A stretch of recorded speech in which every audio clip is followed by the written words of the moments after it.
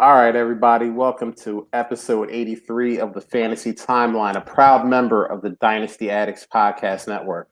I'm Josh at Real Fantasy TL. I'm with my main man, Bill at Super Duper Flex. Bill, how you doing today? Man, it was a long, hot day here in Detroit, so just kind of cooling off now finally, and excited for the evening. How are you doing? Listen, Bill, don't brag about your after work activities. All right, this is a fantasy football show only. We don't we don't want to talk about that stuff. That's My for hot that's for day, the yeah. the after hours Patreon content. Oh yes. That's what we leave that for. But if you're watching us, you see the two of us, and then you see a very attractive man, Mr. Mustache. He is petting it right now. That thing is glorious and in full bloom. We got Matt Donnelly at Matt Donnelly FF. Matt, how you doing, man? I'm doing good. I thought you guys were bringing me on here for some like dingus daddy divulgence kind of stuff here.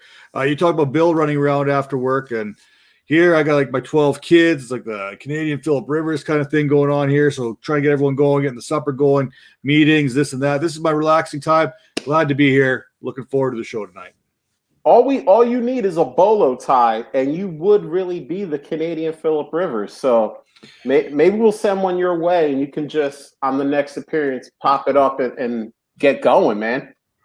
You know what? I wish send one. I love my bolo ties. I'm a big bolo tie guy. I love it. It's classy, yet it's kind of cool. It's like it says I'm here to party, but I like to be classy at the same time. You know what I'm saying? So I enjoy it. Throw it with my cowboy hat. We're good to go. I think that describes you perfectly. Like to party, but classy at the same time. So let's get this party started with the news. So we'll hit the first things first. Gus Edwards, 2 years, $10 million. That man got paid. He deserves it. Now, we do everything based off of Twitter and what's going on Twitter, and two camps. We got the J.K. Dobbins RIP camp, and then we got the don't worry about it. J.K. Dobbins is going to be just fine. So we'll start with our guest, Matt. What do you think about J.K. Dobbins? Does this hurt him or help him? I mean, if you were thinking he's going to go through the ceiling, it's going to hurt him. I think if you expect similar to what he was doing last year, you're going to be right on par. You still got Lamar Jackson there, no matter how you slice it. So if you're looking for limitations on J.K. Dobbins, it's not so much Gus Edwards that puts those limitations on. It's Lamar Jackson's running ability that's going to do that. A lot of people kind of knock Lamar Jackson not being a quarterback because he's only a couple of years away from that 36 passing season that he had for touchdowns. So he's going to throw the ball. He's going to run the ball. We watched him add some weapons here in the draft this year in Rashad Bateman and Tylan Wallace, who I think are going to be probably the best weapons they've had in a while at wide receiver. They got Sammy Watkins. The answer there is never Sammy Watkins. But let's talk about my boy, Gus Edwards. This is my guy. This is a guy I've been tooting his horn since coming out. I believe it was Rutgers. He was coming out of there. I was comparing numbers of yards after contact, and he was right there with Saquon Barkley coming out of the draft class. I love Gus Edwards. You look at J.K. Dobbins' numbers compared to Gus Edwards' numbers. Both were very successful in the limited touches they had in their careers. I think, don't quote me on this because on the Dynasty Vipers, we don't fact check very often, but their yards per touch, yards per carry was very close. And yeah, I see that coming the same way. I don't think you're going to see that bell cow back, but I think you're going to see between the two of them, they're both going to easily outperform your expectations of what you would see with a shared backfield is the best way to put it. Now, J.K. Dobbins on one hand has a higher ADP that I'm probably not comfortable going after, where Gus Edwards has that lower ADP, which I think is almost too low for what production he's going to come with. I love me some Gus. So we got Matt on the Gus bus. Bill, what about you? Good, bad, or indifferent? I mean, I'm kind of indifferent just for the fact that I expected him to sign with them, a little bit longer term because he fits their offense so well. I think that, the expectations for anybody, this happens every year, right? Like people think that running back is just going to get every touch, and that's just not how football works. So like, would you rather it be Gus Edwards, who, yes, he's he's a great running back, but he's not going to be a guy who catches a ton of passes. So at least he's not going to be, the same role as J.K. Dobbins. So if I don't really get the freaking out about the effect of J.K. Dobbins so much. I think that, he's the kind of running back that I would want to complement Dobbins if I had a choice. Like, I'd rather that than like Jamal Williams with Swift, because Williams is a good receiver, so there's just that more of a chance for him to eat away at some of his fantasy points. And so I think it's a great compliment. And of course, if your expectations were out of whack, I think this is disappointing, but and I do agree with Matt that Gus is the player based on his price is somebody that I wouldn't mind adding to my rosters. For sure. And, it's so funny because every time I see one of these signings, I put it in the FTC, the fantasy timeline chat. And by the way, if you want to be a part of that, a lot of good people in it, just hit up Bill, myself, or hit us up on @fantasy timeline and just say you want to be in it. We'll throw you right in. I always, put the tweet in there, and then I'll always put RIP to whoever it affects. And not because I really believe that, but that's because I know what I'm going to see on Twitter. And I knew as soon as it came, J.K. Dobbins is done. He's toast, And the thing is that what changes besides the fact that there's going to be 2 more years of Gus Edwards? Gus Edwards was going to be there this year. So we knew what that backfield was going to be. There was no surprise here. They didn't, they didn't trade for a guy. They didn't draft a guy high. It's Gus Edwards. It's the same guy that was there last year. Same guy we knew was going to be there this year. So I don't see it as much of a change. And bonus, if J.K. Dobbins gets hurt, we know Gus Edwards can go. He can take that and he can run with it, literally. So I like it. Yeah, Gus Edwards has proven that he can be a bell cow back when given the opportunity. We've seen that time and time again. And further to the J.K. Dobbins, we're watching a lot of these running backs get that second contract, and then the wheels fall off more often than not. Todd Gurley is a great example in recent memory. Well, if you're sharing that backfield, you're saving a little bit of that tread on the tires. As long as you're productive with those touches, you're going to be able to sustain that career, get that second contract, maybe even get a third contract.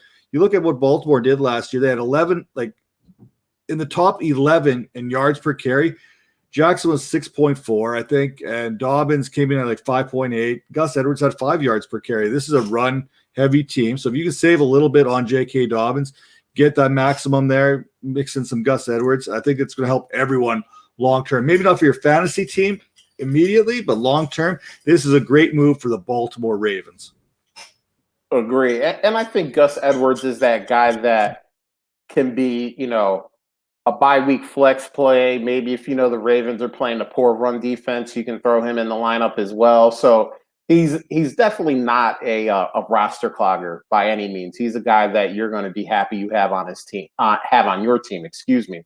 So we're gonna move now to the main event in the news, obviously, which is Julio traded to the Titans. And obviously, if we thought Gus Edwards set things off, Julio Jones, everybody was predicting that every player involved was going to go up and then every player involved was going to go down. I'll throw out my quick opinions. Buy all the Titans. I think everyone is going to be a little bit better because of this. I mean, obviously, when you have a threat like Julio on the field, teamed up with A.J. Brown, plus you still have King Henry in the backfield. I mean, I think everyone is going to have a good time. And then for Atlanta, I mean, we've seen the splits. I mean, if you haven't, just go on Twitter. We've seen the splits when Julio wasn't on the field and what Calvin Ridley did. And he blew up. He was a number 1 guy. I believe he's going to do that again. And, we'll see, Kyle Pitts is probably going to go up now because there's going to be more targets going his way. I mean, the rest of the guys are the rest of the guys. You could take them or leave them. But that's my quick synopsis on it. Bill, what about you? Anything you see? Anything you like? Yeah, I mean, I kind of agree. I think the biggest thing is that with the trade for Julio that I feel like the Titans are planning to pass the ball a little more than they did in previous years, but that's okay. If you have Henry, it's just going to open things up a little bit more. It's, they can't have 7-8 guys in the box. So that's a huge benefit just for the whole offense. I think that they'll just be that much more efficient overall. Atlanta. We talked about this a bit on Monday with Trade Addicts. Like, I think that Hayden Hurst is one of the guys that's just kind of falling by the wayside that nobody's paying attention to, and he might be the guy based on his price that I'm willing to take a chance on in a tight end premium league, just because, we still don't know how Pitts is going to get used. Is he going to be moved outside? Like a lot of people were saying he's like Calvin Johnson. Well, maybe they're going to have him outside more, and Hayden Hurst is still going to be your traditional tight end. So he's a guy that I'm kind of interested in with this trade. I mean, PFF came out, said like, why am I blanking on his name right now? Who's this? Huh? Who are you talking about? Who's the main wide receiver? Oh, Ridley. Calvin Ridley is, they think he's going to get close to 1,600 yards now. So, I mean, that's pretty sizable, and I mean, I don't know if I'm that confident to spend big bucks on him for my rosters, because I think the price is going to be too high for, what the upside is for the price you have to pay. So I'd much rather just kind of take some chances on some of the less expensive guys on that offense. What about you, Matt? What do you think about this? I know you hear a lot of people saying, you know what, A.J. Brown down, Julio down, Tannehill up. Here's how I'm looking at it. If you look at it straight up, I think Henry could run for 3,000 yards this year. That may be an exaggeration, but like Bill said, he's not facing those boxes. You're going to be respectful. Looking at the yards per catch last year, Ridley had a 15.3 yards per catch, Julio 15.1. A.J. Brown, 15.2. Corey Davis, 15.1. I don't see that changing all that much. It seems like Corey Davis, let's be honest, had a pretty good season last year. A lot of us were probably not expecting what he was going to be able to do. But at the same point, there's no reason to believe that you can't have A.J. Brown be a top 5 wide receiver this year and Julio as a high-end wide receiver 2, borderline wide receiver 1, depending on how that's going to break down. I think Tannehill is showing how efficient he can be in the passing game because teams are not going to know how to defend this Tennessee Titans offense. Now, on the flip side to Atlanta, I don't think this changes their team at all as far as the dynamic goes, because I think, and I may be anointing Kyle Pitts like everyone else right now, but I think with Kyle Pitts, you've essentially got a young Julio Jones type player. Not Julio Jones, but a Julio Jones type player. So I think he's going to see, let's call 75% of what Julio's predictive production would have been. I think you're going to see a little bit of an uptick in Calvin Ridley because, let's be honest, Atlanta's going to need to throw to keep themselves in the games where Tennessee's probably not going to have to worry about coming from behind and getting into shootouts like that. But Atlanta's going to have to. Plus, let's not forget, Atlanta's playing in a very tough division in which Tampa Bay has a stout defense. Carolina's defense is one of the defenses on the rise, and New Orleans had a very solid defense last year too. Marshawn Lattimore just restructured his contract. He's going to stick around if the other stuff off the field gets all sorted out. Now you flip over to the AFC South. Indianapolis has a pretty good defense, but then you're looking at Jacksonville and Houston. Man, you're going to be eating four times a year minimum against the Jags and the Texans here. So I think you could see Julio put up better numbers than what he had last year if he can stay healthy. It's going to be the key. Yeah, I mean that's going to be a fun offense to watch now that, and I even like, and not so much for fantasy, more for the real life Titans team.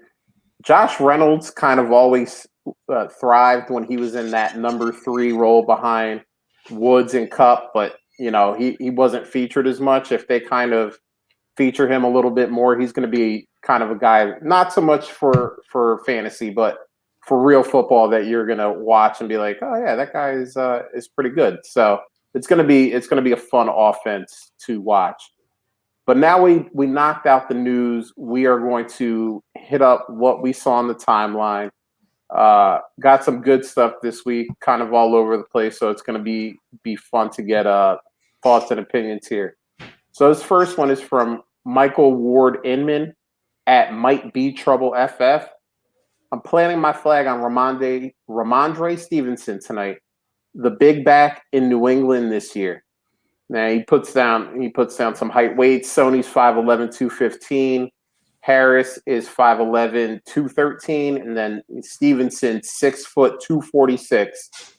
He says he'll have 10 touchdowns and 800 plus yards, seizing the early down role in the 2021 season. Roster him now while there's little at stake. So this is kind of an interesting one because Stevenson seemed to get some buzz this week, and I know the running backs coach in New England said something like he reminds him of LeGarrette Blount, the year that LeGarrette Blount had 20 touchdowns or something like that. He had like that insane year. So what do you guys think about Stevenson? Is he the back to own in New England? Is he going to have this big rookie breakout, or is it more just, off season talking a player up because you drafted him?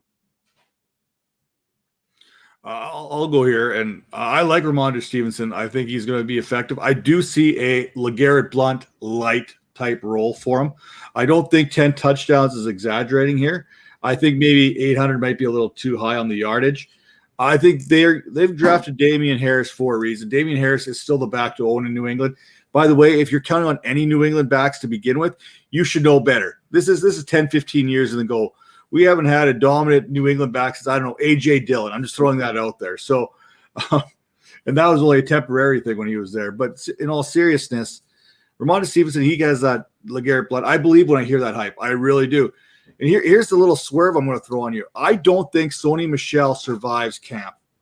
I think he's going to, again, end up getting cut. And here's where I'm going to go crazy. I think he ends up in Miami when it's all said and done, going back with Flores. Because it's going to be a good fit. Miami has a need. They got Gaskin there. They got Jared Dokes, who I'm very high on. I think Sony Michel could be a cut come camp because we're talking James White, we're talking Stevenson, we're talking Harris. They're going to run Harris. They believe in Harris. They got Stevenson there as a short yardage kind of guy. Sony Michel, I think, is going to be the odd back out, which could lead him back to Flores in South Beach. I like that. What about you, Bill?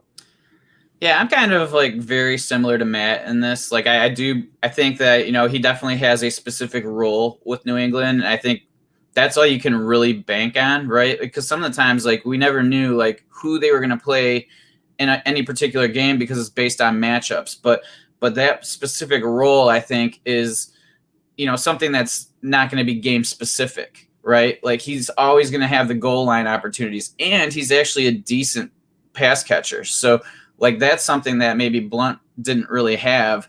So that's a positive. So yeah, I agree. The touchdowns are, there is the potential to hit that double digits. But I also agree that I could see him getting 9-10 touchdowns and 400, 500 yards.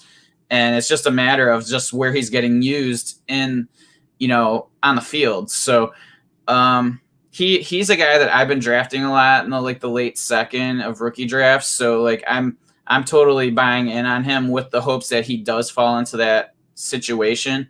Because what else are you really getting at that point if you want a running back? So he's a guy that, like, I agree. Like, I would go out and look for if there's somebody I wanted to add, if I wanted to add depth at the running back position.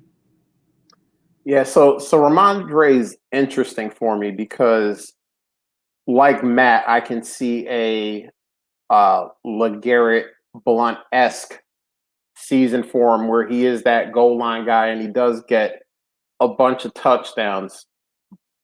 But, and here's where my but comes in. It all depends on how, I personally, in my opinion, I believe it all depends on how long Cam Newton survives as a starting quarterback in New England. Because we saw it last year, and yes, they did not have Ramondre Stevenson last year, so obviously, things change.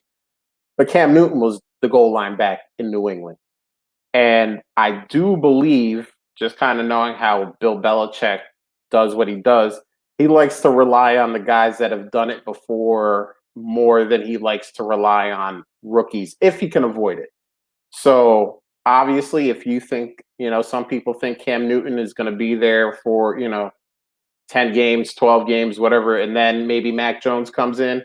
But if you're kind of in the camp that maybe Cam Newton survives a month and then it's Mac Jones, I can see in that situation, then Ramondre gets himself 10 touchdowns.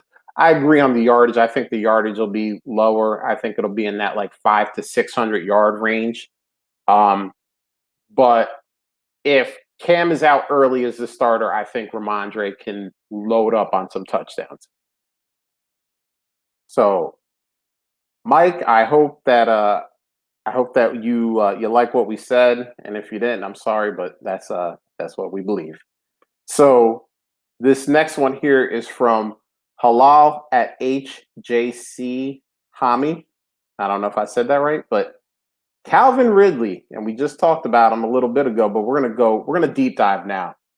The next Juju Smith-Schuster. And this made some rounds because I saw a lot of other people that I follow talking about this and statting this, and this is how I've taken it. And he mentioned in his tweet that that's not how he meant it, but I don't know about that. Pretty much saying, hey, Antonio Brown left, and then Juju went from superhuman to regular old Clark Kent, and thinking that Calvin Ridley will follow the same path. So I'm going to give a very brief breakdown of this, and then I'm gonna let the two smart guys on here talk a little bit more about it. That's not gonna happen. Listen, we've seen Calvin Ridley without Julio, and we've seen him ball out. And as Matt said, some dude named Kyle Pitts is there now. And guess what? There's been argument about whether the hype is warranted or not. But listen, he's going to get targets. He's going to make sure that defenses just can't clamp on Calvin Ridley, because if they do, Kyle Pitts is going to eat him up. So we've seen it already without Julio from Calvin Ridley. So I can't believe that now all of a sudden Calvin Ridley is going to forget how to play football now that Julio's out of town and turn into a regular old guy. But, Bill, why don't you start us off on this one? Is there any reason to make this comparison? So I was just I have not read any of these tweets. So this is fantastic because I'm just trying to process the whole thing. Okay, how are the two alike? Okay, they're both wide receivers. I got that. One was an old rookie. One was a young rookie. One was known for his route running. One was not. So they're to me, they're very much different players. And yes, I agree. He's shown that he can play without Julio, and that's a huge plus. And so right when I read this, I was just like, I think you're reaching for something that I can't see. And I don't know how many people agreed with his comment. I'm not sure, anything like that. But I have a hard time believing that there was a lot of people that are buying into that. I just can't see how you compare the two players. And I mean, there were legit concerns with Juju, plus he was a late second round pick or something like that. It's not like he was a first round pick where everybody had all this belief in him already. So he just fell into a great situation on an offense with a quarterback who was Hall of Fame quarterback that, was still had an arm. And I don't know if it's weird because Juju didn't sign with another team. So we're still not going to know if his deficiencies are because of Pittsburgh or if they're because of him. But just that comment alone, there's just not a lot I can buy into the comment. And, I don't think it's very accurate, I guess. All right, Matt, what's your thoughts on this one? I love Hillel. He gets conversation going all the time. I remember him going into Brandon Cook's season. He threw that out there a while ago. I remember him in my SFB 9, maybe 10. No, I think it was number 9. He took Dalvin Cook's 101 that year. When he has it in his head, he's a firm believer in what he goes with, and he stands by that. I love the process that he thinks through this whole thing. Now, can we kind of say that we don't think that Calvin Ridley is going to be that guy? Absolutely, we can. But here's the thing, where I'm going to try to play the devil's advocate because it seems very easy to take the Calvin Ridley side on this.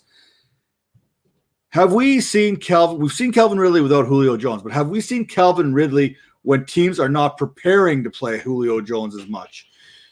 So Julio Jones, when he's out, he's always, and I know this is the most frustrating thing on all our rosters, is Julio going to play? Is Julio not going to play?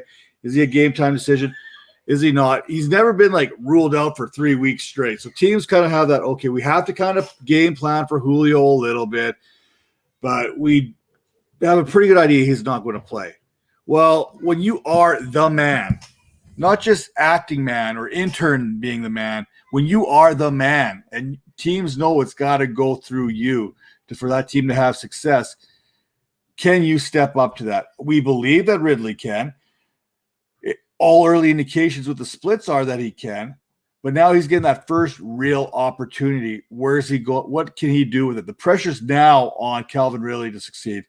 I have no doubt in my mind that he does succeed, but I can see where Hillel's coming with these comments because we were sitting here not too long ago being, you know what? Juju is a solid wide receiver. He's going to have success once Antonio Brown's gone. They've come in and they've supported Juju in Pittsburgh with the likes of Chase Claypool, Deontay Johnson, but we've never seen Juju come back from that. We've never seen that hype come back from Juju. Now we flip over to Calvin Ridley. Now Julio is gone. They've surrounded him with Kyle Pitts. We believe Kyle Pitts is a good supporting cast for him, another alpha-type receiver in that room. But is Ridley going to step up to that challenge, that extra pressure that comes with being the guy? That's going to be the interesting part here. And if Hillel's right and he does become the next Juju, we all look kind of silly here for kind of taking shots at it and taking that low-hanging fruit. But I definitely see where his process was coming. And I know that Hillel believes in his mind that, you know what, we could see a regression in Calvin Ridley. I think where he's coming with this comment more than anything is everyone's like, and A.J. Brown before Julio coming, 200 targets, 200 targets. And we're kind of going 200 targets, Calvin Ridley now, 200 targets for Calvin Ridley. Pump those brakes a little bit because he's going to see bracket coverage now. He's going to have to defend that. Those 200 targets may not happen now. Will he succeed with the targets that he gets? Yes, but we know that targets and those receptions, especially PPR, are huge. Touchdowns, things kind of close up a little bit more in the red zone. Does Kyle Pitts take that being that tight end, that mismatch? Are we going to see a little regression in the touchdowns from Calvin Ridley? That's the kind of stuff I think we're not talking nearly enough about.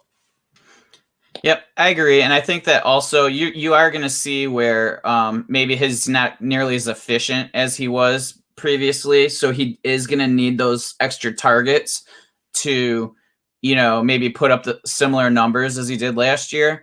Just because of what Matt's talking about, you know, and Hilal's talking about, you know, where it's the defenses are going to be, you know, focusing on him more and all of that. So yeah, like I can totally see that. And I mean, I think it's legit. Like I think anytime anybody, you know, the whole Twitter sphere is going crazy about something, including Kyle Pitts, you know, people need to like throw the brakes onto, you know, to talk about it at least so that people's expectations don't get ridiculously out of whack.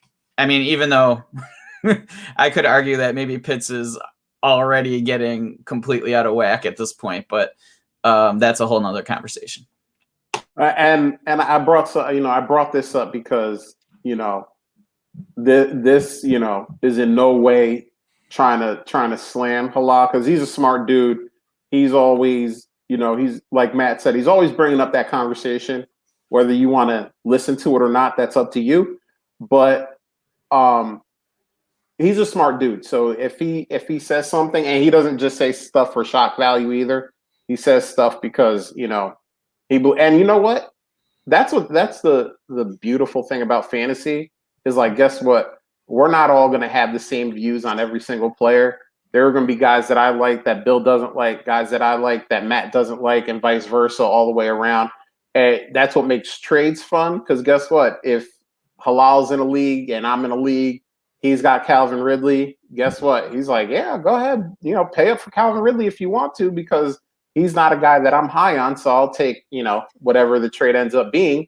I'd rather have that than Calvin Ridley. And obviously I, on the other side of I just got Calvin Ridley. I'm excited. So that's what makes the whole game fun, is because, we have to have people who think differently, and listen, I've learned in Dynasty, there have been a lot of things that we said, there's no chance of this happening. And then we sit back and we watch it happen. So you can never say never. I may disagree with it, but it's fun to have that conversation, and it's fun to see what the other side is thinking, because at the end of the day, it just makes all of us, a little bit smarter, gives us all a little bit of information. So the thing is, like, as fantasy analysts, we are a very picky type breed too. You know what I mean? We don't like to be challenged for the most part. We like our opinions to be right at all times. We get a little offensive when someone calls us out on it. But you know what?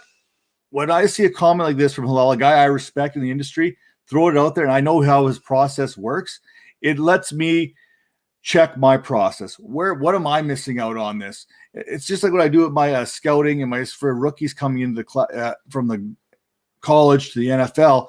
If I'm high on a guy and someone else is incredibly low, or vice versa, I'm like, okay, man, why is this running back 6 running backs ahead of this guy? Maybe now I need to go reevaluate my process. Maybe I missed something in this whole thing. I think that's where, as analysts, we kind of have to, and as fantasy football players, if you're listening to this show and all of a sudden you see Bill has Calvin Ridley as his wide receiver 1. I've seen that kind of get thrown out there on Twitter too. We talk about this Twitter timeline, but yet Matt has him. I've currently got him as my wide receiver, 10. 9 spots is not that big a deal, but it's enough to cause a bit of an uproar. I think Dave Kluge even threw it out there earlier today. We talk about the timeline here. He's like, yeah, someone's arguing my wide receiver 3rd, my wide receiver 11, their wide receiver 14. Why are we arguing over 4 spots? It's not about where you rank a player. It's really not. Get over yourselves, people. It's about the process. And just because one process leads you down one way, one process leads you down the other, this is like going back to the film versus analytics thing. You know what I mean? You can have both can be put into play. You can have film and you can have analytics, and you put them together and be happy.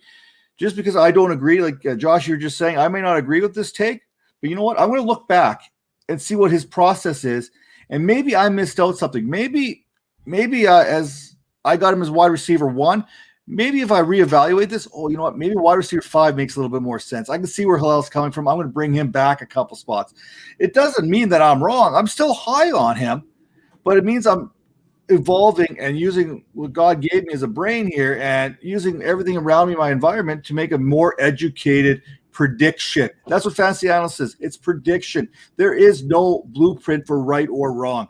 It's like Major League Baseball. If you hit 400, you're going to the Hall of Fame. If you hit 400 in fantasy football, you might be being considered a pretty good analyst. Yep.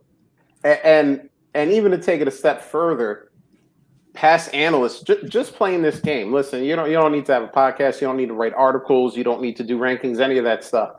But look around. You're high on somebody. We're talking about Calvin Ridley here. So you're one of those people, Calvin Ridley, wide receiver 1 in Dynasty. Okay, cool. Like, there's a lot of reasons why you can argue that point, and they're probably all right. But read some articles about why things might taper off a little bit for Calvin Ridley.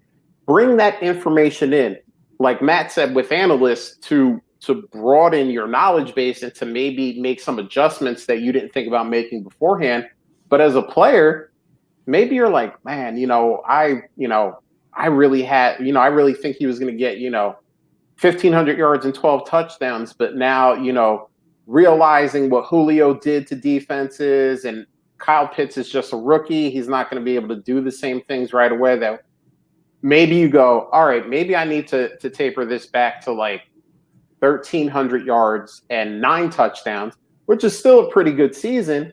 But all of a sudden, like Matt said, maybe you're dropping from 1 to 5 or 1 to 7. And by the way, when you're in that top 10, top 12 range at a position, you're just talking about studs. You're talking about your Tyreek Hills. You're talking about your Devontae Adams. You're not talking about, scrubs. You're talking about guys that probably all of them can be argued for wide receiver 1 if you want to deep dive into the stats and the facts and all that. And it's not wrong to listen to what Halal says, consider what he's saying and what his point is, and saying, I've already considered that, and I still have him as my wide receiver 1. Yep. Like, the biggest thing is just consider all the information and the different thought processes, and what Josh weights as this is important. I am going to drop it, but maybe that's not the same for me. Maybe, so it's totally, there's no right or wrong. No. And we don't know. Like, let's be honest, right? Like, none of us have a clue. And, like, that's why, like, oftentimes, like, the way I play is I have players in tiers. So if I have a tier of 8 players, any of those guys could be 1 through 8. And in that tier, at least in my thought process. So, those kind of things, there's a little bit of margin of error in that regard. And that's why I'm not going to argue somebody's wide receiver. Let's say it's wide receiver 5 to 13. If you have a guy at 13 and I have a guy at 5, that still doesn't mean anything because in my tiers, they could end up being flipped. So yep. It's just a whole, it's just a different ways, but it never hurts you to consider different thought, and it will help you. So that's the biggest thing I think that maybe this whole world needs, is where people are a little more open-minded to other people's thoughts. And I'll get off the soapbox in regards to life, but in fantasy football, it's important to consider all the different possibilities and the range of outcomes. Bill, you're stupid. I'm not listening to any of your ideas. I can't blame you. But you're right, and you bring up a good point, and I just want to throw this out here as maybe a little learning lesson, especially if you're new to fantasy, whether it's dynasty, redraft, whatever. Bill brings up a good point. Rankings are fine. Hey, I got this guy number 1, I got this guy number 10. But tiers is really where it's at. Because let's face it, we can all say that, I have Calvin Ridley as wide receiver 5. Well, guess what? He could easily end up wide receiver 1. He could easily wind up wide receiver 9 or 10 or 11. They're like, when you have guys in tiers, like Bill said, you're recognizing that, hey, I have the top 10 guys in a tier. All right, so I think the 10th guy in that tier has a chance to be the wide receiver 1. And the guy who I have at 1 can be wide receiver 10. We got a question from the chat here. Why is Matt's mustache so magical? Matt, we're going to let you answer the question. Why is it so magical? Well, it comes from the clippings of a unicorn that was running across a rainbow. The back end, we've re-dyed it. It was originally rainbow colored, but I just kind of slapped it on there. And if you look real close, if you can imagine it being purple again, it's actually one of the characters off of Monsters University, the purple guy. So that's where the majestic stash comes from. So what I heard there is that he cut some hair off of Kyle Pitts and put it right on his face. That's what I heard, because I heard a unicorn on a rainbow. So since we were talking about him, I figured we'd bring it full circle. But let's go to the next one here from Fantasy Football Clinic at Clinic Fantasy. What's the number one thing you're doing differently to make sure you bring home fantasy titles this year? I don't know if Bill can do anything differently. That man just wins titles wherever he goes. He just walks into a league, wins titles. He takes over orphans, wins titles. So I don't know if Bill is going to do anything differently this year. But Matt, is there something that you say, hey man, I didn't do this last year, I should have, and I'm doing it this year to make myself better? Yeah, I would have bring Bill in as a contractor for my team, apparently. Yeah, I would. That seems to be the smartest play I could possibly think of. Just give him my login to MFL, go, Bill, do what you got to do. Make some trades, do what you got to do. And you know what? here's the thing. It's not necessarily a bad idea. I'm a firm believer in work and in fantasy to get that fresh eyes approach. We fall in love with our guys. We hold on to players longer than we probably actually should because we have a higher perceived value of player X than what someone else has of that same player. That said, that's the one thing I know on a personal level I need to get over, especially in Dynasty, before I get caught holding the bag with too many aging assets. I want to move on. We talked about it there. Jay Waltner and I talk about contracts. He's a big contract guy. Getting out of those running backs on year 4. Make that trade. Trade him 2 years earlier than 2 years late, right? If you would have traded Todd Gurley before his contract was renewed there at the Los Angeles Rams, and you would have traded him, you would have got a boatload of a return. And now you can't get nothing because you held on to him because you're like, you know what? I'm going for the ship here. I want to win this. Instead, you probably could have got 2 younger players, maybe even a Nick Chubb for him at one point. That brings to mind, now we got Nick Chubb coming up. We've got Saquon Barkley just got his big contract, but get out of these big studs early. Try and get out too early than too late. Yeah, maybe when you make the deal, it doesn't look so good at the beginning, but this is Dynasty for the most part, and you want to make sure, you know what, let's get ahead of the curve here. Let me continue. It's called reloading, not rebuilding, reloading. Yeah, and Matt, you bring up a really good point, and I want to plug another DAP show. The Dynasty Junkies kind of do this with their Find Me a Trade segment, where people will, say, hey, this is my team, this is the league I'm in, help find me a trade. And sometimes they'll even give information like, hey, I'm rebuilding, I wasn't that good last year, or hey, I made it to the finals and didn't quite do it, and I want to get over the top. And Rocky will solicit a bunch of different analysts, sometimes he'll come to us and say, hey, can you guys find a trade for this team in this league or whatever. But that's kind of a good thing to do because sometimes we come up with trades and people get back to Rocky and go, man, I would have never even thought about putting that trade together.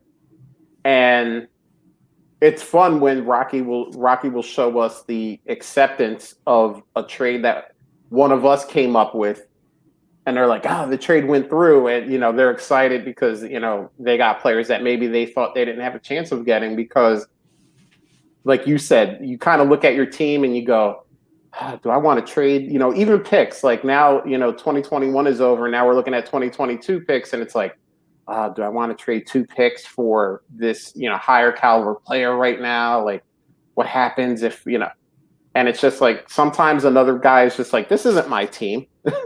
Do this trade. I think it's going to work out well for you, and I think it's going to improve your team. So I just want to plug the Junkies a little bit because that Find Me a Trade segment is kind of along those lines and kind of helps get some fresh eyes on your team sometimes because once you look at your roster 100 or 1,000 times, you're like, I think this is just what my roster is, and sometimes that's not what it is. It can improve. It can get better. What about you, Bill? What's your number one thing? This is a tough one. I think like there's certain things like I try to reevaluate players that I am low on and kind of figure out, why is that? Is their situation still making me low on them, or is this just a bias from before? So like one of the great examples for me was Chris Carson. Like I think that like every year he's so undervalued, and it's like because everybody was always concerned that he was going to get replaced. Well, now like he's at the point where okay, the risk isn't there anymore, right? Like it's like he's at the age where there's no expectations, like where like okay, he might be the starter for 1 or 2 more years. So the price is at that point. So like he's a guy that I'm really looking to add this offseason just because I think that, if it's a team that's maybe trying to get younger and that sort of thing, like those are the kind of players I'm looking to add right now. The guys who have already, like what Matt was talking about, we're selling these guys before their price tanks. Well, you can also go in after like that age cliff kind of thing where the price has already dropped, but you're still getting serviceable years and acquire those players. So yeah, again, reloading, getting players on the cheap that can still get you points. And then when they die on your roster, it's not the end of the world because you haven't paid a lot. So I always seem to like err on the young end for my rosters. So I'm trying to add some of these guys who have kind of already had that value drop, but can still perform onto my roster. So it's not as big of a drop in performance of my teams when I decide to, maybe move some of my studs. And I love that. And I think a prime example of that is what I see a lot of people on Twitter doing with Zeke Elliott right now. I mean, we're like, oh, he's like 25 now, and this is when, the age cliff comes and swallows people up. And it's like, all right, but he's still pretty good. So why don't I take him if the value is a little bit lower? Maybe I only get one more RB1 season out of him, but maybe that's what it takes to win a championship. So I love that. And I think mine is not to try to get swept up in the Twitter waves, as I'll call them. And we were talking about it earlier. People were talking about, Julio, the Julio trade, who's up, who's down. And usually I stay away from that. But there were a couple times last year that I initially stayed away from it, but then kind of like a river, it kind of ended up sweeping me up in it at some point. And the funny thing is sometimes you don't even know you've been swept up in it until you're too late. And this year I'm trying to stay back even further from the edge of the river there, so that if it overflows, I won't get swept in. So to try to even stay more away from the highs and the lows, because like we always say on this show, people think that dynasty players are the most patient because they're trying to build actual dynasties, and we're probably the most reactive group of fantasy players that are out there, because as soon as one thing happens, we're trying to sell a guy, we're trying to buy a guy, and we don't let things kind of sit and marinate and come to fruition. So I'm going to try to and this is a good one from our boy Ben Eby, the Twitter waves, aka the Twitter riptide, and it's true. There were a couple times last year that I got pulled right under because I wasn't careful where I was stepping. So this year I'm trying to,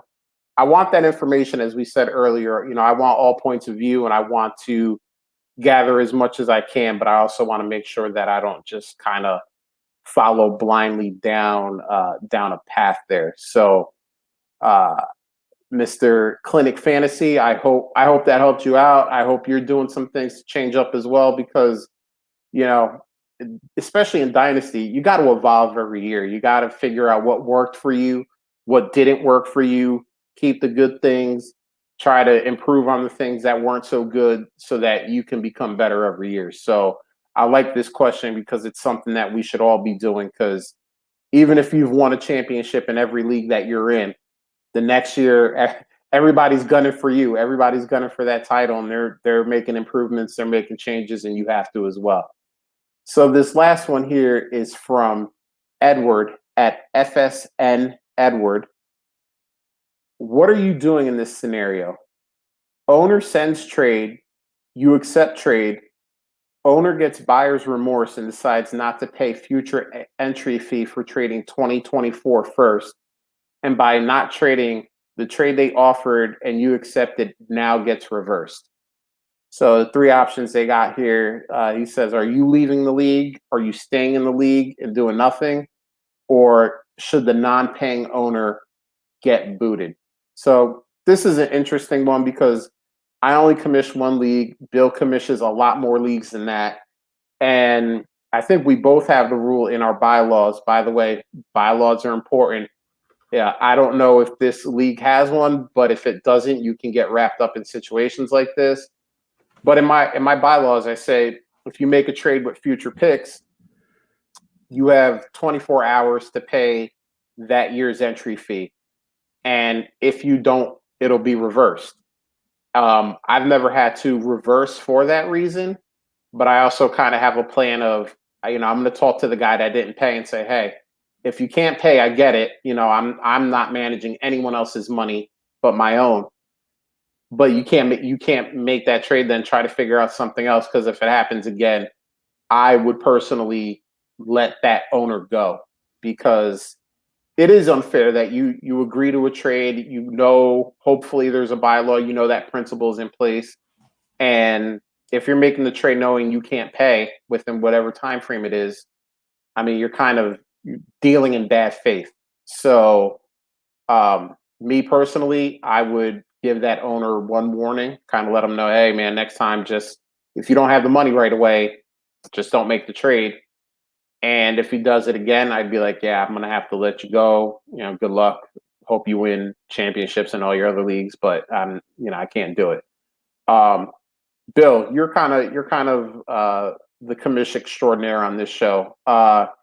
What's your thoughts on this? Yeah, so it looks like this was just to get back out of a trade, right? So it if that was the intention, then that's like I mean, in my bylaws, I have things where I misclicked or whatever, like within 15 minutes of an accepted trade, you have the option to essentially back out if you say I didn't mean to accept it, and so this is an interesting one, right? Because this is like a second get out of jail free card in a way, because you can just say, hey, I'm not going to pay it. So I think that's like, you're becoming an ass to the league, right? Because by making that decision, so you're kind of messing with the whole league dynamic in that situation. So I don't know. I think your process is right. Like, I think you just have to warn the guy and say, dude, if you have no other opportunities, this was your one, right. I'm effing with this rule. You probably, with this being said, I think that there's something I need to do with my bylaws, because I don't address that. So I think that's something that I do need to consider. Fortunately, I don't think that most of my leagues have people in it that would do that. So that's a positive thing. And if it was a financial issue, they could come out and just say, hey, man, this is for 2024. I don't have the money on me right now, but, I should be able to pay you by the end of July. That's fine. Like, as long as there's conversation being had. But this is obviously just to get out of it. So, like, that's where I'm not leaving a league for that, but I would definitely want, if I wasn't the commissioner, I would definitely want that addressed, and I would want the league to be aware of it, and I would want, everything, because that's bullshit in my opinion of somebody doing that. So, what about you, Matt? What do you think about this one? So this goes, I'm presenting a couple different directions here. As a commissioner, like Bill said, your bylaws are important. If it's not in the bylaws, you've pretty much handcuffed yourself as a league and as the commissioner right off the get-go. So shame on you. You know what I mean? Two, so if that's the case where it's not in the bylaws, it's like, okay, you know what, guys? This one's on me as the commissioner. I will allow the reversal, even though I don't like it. Here's the deal. It's going into the bylaws right now. There's your one warning to the entire league, kind of a gunshot kind of thing. Hey, this is the deal. Two, if I'm the owner that had the trade reversed on me, I am a petty son of a biscuit. I'll tell you what. And is it good for my team to totally exclude another owner from trading? Absolutely. It's a bad decision to do that, but I'm going to do it based on principle, because I'm bitter and I'm going to make a stink. I want to kick rocks. I'm going to make sure my voice is heard. I'm going to be like that referee that's like that coach that's complaining to the referees about not getting the penalty calls. And I'm going to be miserable, this and that, within reason. I'm not going to be a total jerk, but you're going to know that I'm not okay with this trade being reversed, because it's poor ethics as far as fantasy football goes. And then the owner, can it be a misclick? Yeah, it could be a misclick. But here's the thing. You're talking 2024 here. So I would like to know, has this owner already paid for 2021, 2022? Has he traded picks already leading up to this? Has he traded a pick for 2023 and paid up to 2023 and now refused to pay for 2024 because he's traded a pick? that kind of changes the whole dynamic. If he's already traded picks for 2023 and he knows the rule and he's already paid up for that, and then he's like 2024, then Bill, you're right. He's trying to get out of it. He's trying to pull whatever string he can. Be like, oh no, I was drunk, or I was just coming out of surgery. By the way, I've made trades coming right out of surgery while it's still on like the table. I wouldn't recommend that. I traded during the playoffs a few years ago. I want to say probably 8 years ago, I traded Larry Fitzgerald to another guy for like Frank Gore. So I can't remember what the trade was, but I was literally just coming off the operating table and in recovery when I made the deal. And they wouldn't reverse it. I'm just putting it that way. The commissioner would. I'm like, dude, I just came out of surgery. I don't even know what I did. He goes, sorry, you made the trade. I said, all right, fair enough. I guess you're right. I made the trade. That's amazing. For me, if I'm the guy who clicked, it's like, you know what? Shame on me. If I'm the owner, I'm probably not asking for the trade back because I'm the idiot who accepted it. I'm the one who put the 2024 in there, and maybe you need that commissioner. One of the biggest commissioners we know, and I absolutely love, is John Bosch. He's a no-nonsense type commissioner. I'll tell you what, if you trade a 2024 pick, John Bosch is not rescinding that trade. It's going through one way or the other. And if you haven't paid for 2024, you're gone right there on the spot. He'll replace you right there. And I got no problem with that, but like I said, it has to be in the bylaws. It's on the commissioner to make sure it's in the bylaws. And if it's not in the bylaws and this happens, you know what? Shame on you, but you need to rectify that right away before it happens again. Yeah, and we talk about that. We talk about that on this show all the time. If you're starting a league, if you decide you're going to be the commissioner of the league and start a league and bring friends, family, Twitter people, whatever, together, have bylaws. And we talk about John Bosch, and John Bosch has so many cool different leagues, and some of his bylaws are books because there's so many different things going on. But if you're just kind of running your standard, super flex, PPR, maybe a 1.5 tight end premium, right? You just need a page and a half, maybe 2 pages of just some general stuff, just to let people know, like, hey, this is what we're going to do in these situations. And by the way, if you want to start a league and you're like, oh man, bylaws are a good idea, but I don't know what to put in them, hit us up, hit up hundreds of other people. Twitter is so cool about that. It's like, hey, like, can someone just send me a copy of their bylaws? I'm trying to come up with my own and don't know where to start. People will just shoot you, the Word doc, the Google doc, whatever it is, and just say, hey man, here's what I use. Do with it what you will. Change it how you need to change it and make it work for you. But that's important. And if you're entering a league, one of the first things I ask for is, hey, can I see a copy of the bylaws? I want to make sure that, I didn't see your post on Twitter where it says, the league buy-in is $35, but in your bylaws it says $135. Well, was it a Twitter misprint or was it a misprint in your bylaws? Because I would more think that it was a misprint on Twitter, and that could change my mind. Just first paragraph, it could change my mind. Like, hey, I don't want to spend that much money on a league. But all your stuff should go in there. It's super important joining a league. Bill has great bylaws, and I just know that because I'm in leagues with him, so I've seen his bylaws. They're not long, but they cover all the points. Hey, how much is this going to cost? What's the roster supposed to look like?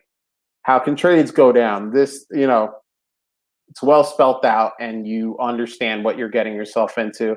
And hell, Bill and I had a conversation. I'm in a league of his that he commissions, and I didn't fully read the bylaws, and I didn't even realize that he ranked on potential points. And I made a trade completely, not that I didn't know it. I just didn't read it when he sent me the bylaws. And I said, oh man, I didn't even know this. And Bill was like, and I was like, listen, man, I'm not mad at you because that's my fault at the end of the day. Like, I didn't fully read it. I just wanted to let you know that I made this trade fully, not even knowing that we were ranking the non-playoff teams by potential points. And we had a laugh about it, and that's another thing. If you mess something up, you misread the bylaws, or don't start yelling at your commissioner. Like, don't do that. That's not cool. Like, you made the mistake. Just do what I did, laugh it off, be like, yeah, it was my mistake, whatever. You live, you learn, and you move on. Accountability. Yeah, exactly. And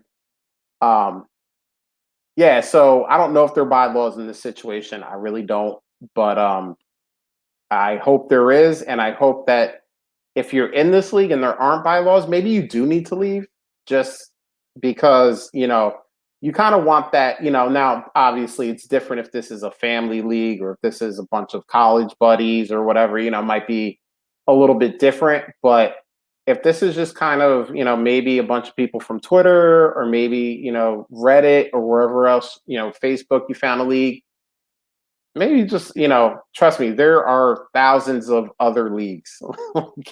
You know, Bill plays in 20-ish leagues.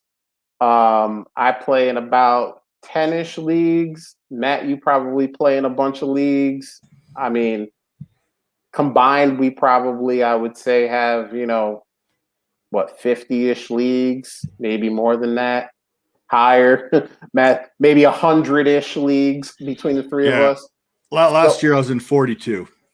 Okay, so we're right about at the 100 mark. So, look, there's a ton of leagues. Go on Twitter. I love Twitter because at Twitter you can literally say, "Hey, looking for a league," and I see people every day. I'm thinking about starting a startup. I'm thinking about starting a league.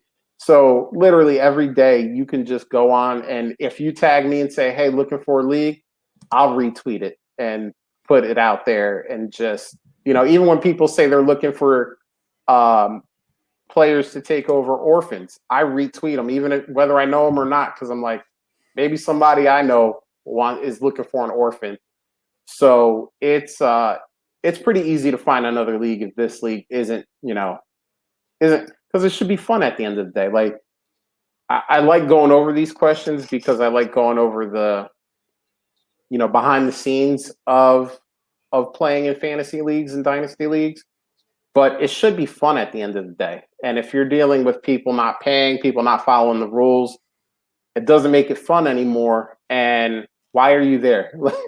Like, I have a lot of things in my life that aren't fun that I have to do. this is fun for me. This is supposed to be entertainment. So why would I not treat it as such?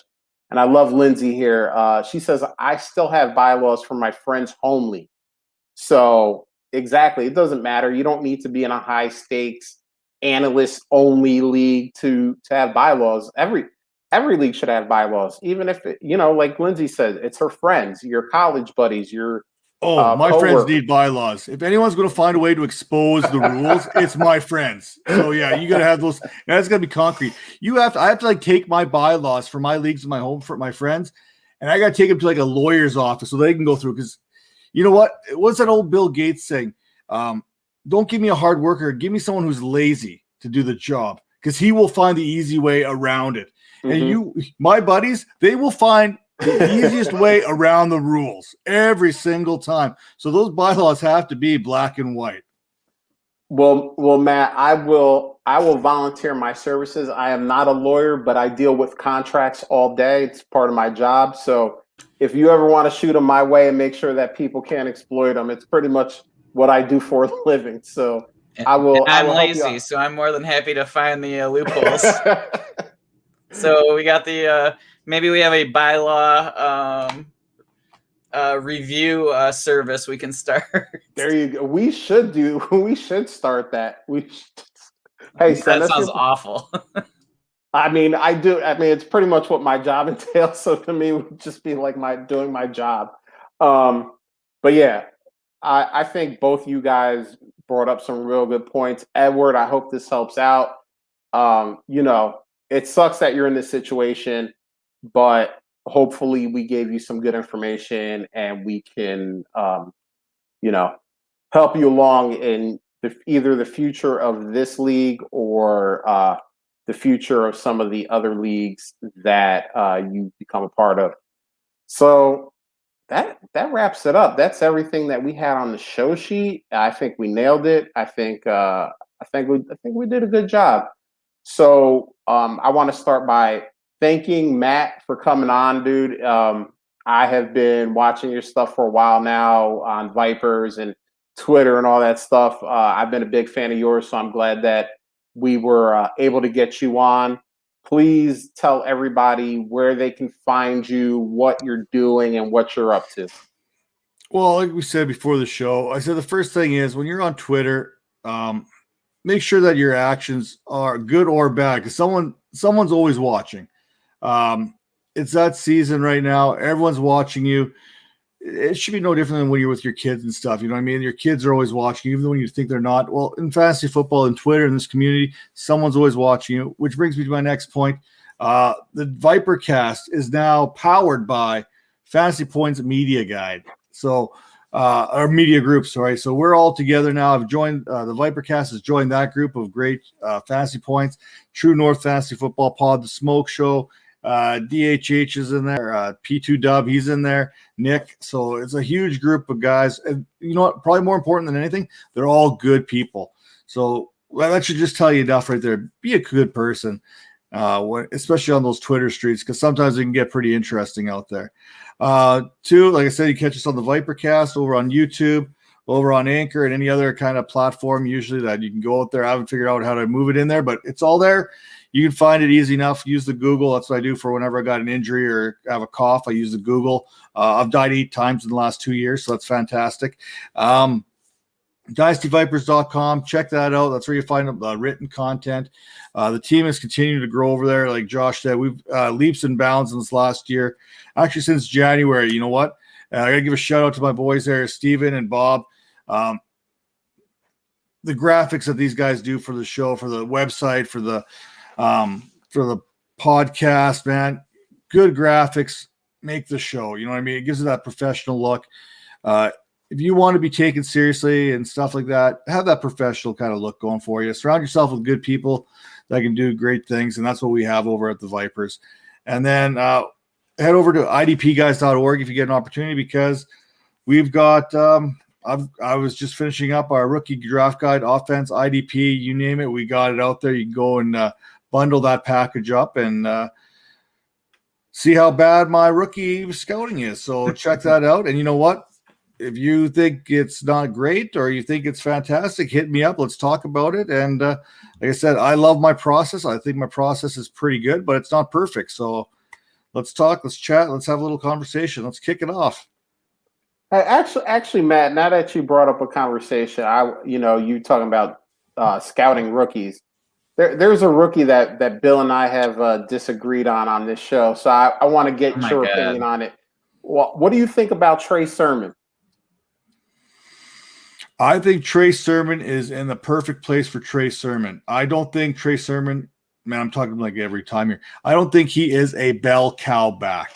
I think he is a fantastic running back. I think here's what they did. I think they've basically replaced Raheem Mostert and Jeffrey Wilson with Sermon and Elijah Mitchell. It's almost like a perfect substitution, because Sermon, we watched him at both Oklahoma and Ohio State never fully get that number one role, but a very solid 1A, 1B type running back. Same as Elijah Mitchell, 1A, 1B with Trey Regis in Louisiana there. You put them back together, guess what? You've got 1A and 1B. I think they're both going to be able, I don't know. Let's just kind of bring this full circle. J.K. Dobbins, Gus Edwards. There you go. So I don't know if Bill Let's and not I get into this, please. Bill and I have a wager. Oh my goodness. On Trey Sermon, and that's actually not a wager, because if Bill is right, I pay the consequence. But if Bill is wrong, there's no consequence paid. No, it has nothing to do with me. Which is fine. It's I will never complain about that, because that's the way I wanted it to be.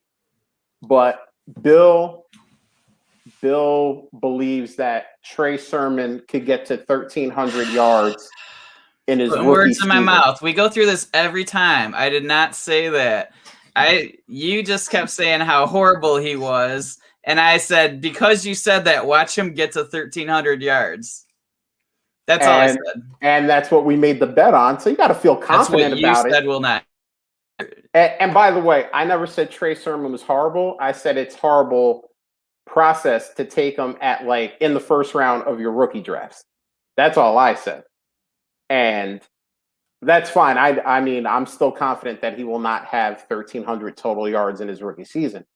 But That's a guy that Bill and I have talked about extensively. So I just wanted to get Not by choice. I just wanted to get your unbiased opinion on Trey Sermon. And I think it's pretty cool the way you kind of put Trey Sermon and Elijah Mitchell into the Raheem Mostert and Jeff Wilson roles. I never even thought about it like that. So I'm actually glad I asked you because, like we talked about earlier, just another piece of information to kind of bring into, your thought process. And I never even thought about it like that. So I appreciate it, Matt. And my thought process is I just find like a piece of paper, I get it kind of wet, I chuck it on the wall, and if it sticks, that's what we're going with that day. So I'm glad that worked. That made it to the magazine, something similar to that. So we're good to go. Good look at that, man. So see, obviously, follow Matt at Matt Donnelly FF on Twitter, but also follow Dynasty Vipers on YouTube. I'm a subscriber because I love all their stuff. Go to dynastyvipers.com. Go there too. I mean, pretty much anything Matt and his entire crew. I mean, he brought up some of his graphic guys like Bob, who I've had the chance to listen to and talk with on Clubhouse before. Good dude and really good at what he does on the graphic side. And I mean, you got so many smart fantasy people over there. You got Terror over there. You got Major over there. I mean, every time I watch you guys, there's just a bunch of smart people on the screen. So you're never lacking in the information department. Well, and like I said, you want to make sure you surround yourself with good people that are going to actually challenge you from time to time too. You want that, and I love Calvin challenges me all the time. Another one of our co-hosts on there. We don't agree on a lot of our takes, and it's fantastic to have that because I think it's horrible if everyone agrees on everything. And then Tara and Major, man, they're some risers. They are some serious risers in this industry. You're going to want to make sure you're following them. It's Tara time. And way too Major. You want to make sure you're getting those guys there because I'm telling you what, they're special people, man. They're special. Yeah, and I love that you said about the disagreements because Bill and I always say, like, some of the best stuff we do on this show is when we disagree with each other. Like, and it's, after the show, we laugh, we joke. There, sometimes people take it way too personally. Bill and I are not those people, but we love that back and forth because it just shows that, hey, listen, you can look at a player or a situation or whatever in two totally different ways. And it doesn't mean one person is right and one person is wrong. It just means that you have, based on the information that you have and what you're seeing with your eyes, you look at it this way, he looks at it another way. And Bill and I always say that some of our best stuff on this show is when we don't agree with each other. So I love that. So something else I love is everybody in the chat. Obviously, we're on YouTube every Wednesday, 9 p.m. Eastern. Just look up Dynasty Addicts Podcast Network. If you're not subscribing, please subscribe because not only will you get this, the Junkies are starting to do, the Dynasty Junkies are starting to do live shows. On Monday, the entire DAT network was on Trade Addicts. That was live to everyone. You're getting that stuff. Outhouse is doing some stuff on his own with the live stuff. You'll get that as well. So if you subscribe, you're definitely not just getting us, you're getting a lot of stuff, which is really cool.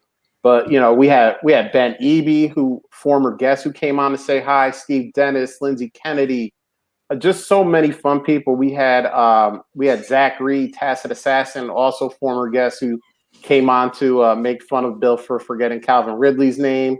But just thank you because you guys make it fun. You guys, you put some funny stuff in there. You ask some good questions, so we love that. If you're not following us on YouTube, do that. If you're listening to us in podcast form, thank you again. Hour and 15 minutes we're crouching up on, and you could be doing anything else, work, mow the lawn, whatever. You could be doing anything but this. So the fact that you're listening is appreciated. Just remember, hopefully you subscribed. If you just randomly found us, please subscribe now and do that.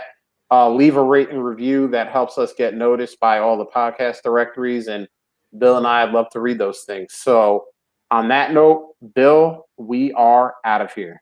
Late.